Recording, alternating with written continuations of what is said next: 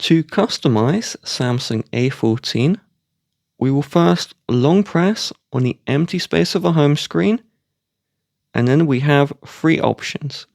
So under wallpaper and style, we can change the wallpaper right here, or we can change the color palette. So this will just change the system colors. So let's say the apply button is currently blue, and if we turn this on, we can go in and change all of the colors around if we want.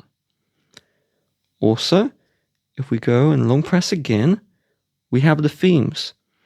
So themes are how the app icons look like, the wallpaper, and just how the operating system looks like.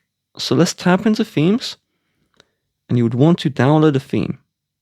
So some of these themes, well, a lot of them are paid, but if you scroll to the very bottom, you have the free themes list, and you can choose one of these. When your themes are downloaded, tap into the menu, then select the My Stuff option. You will see the themes you have downloaded, and you can tap on the theme, and we'll need to update this, and then select the Apply option when you want to apply that theme.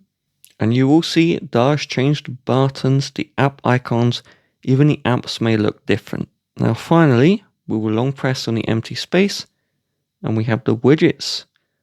So these are like information things you have, and you can just long press on one of these and then drag and drop them.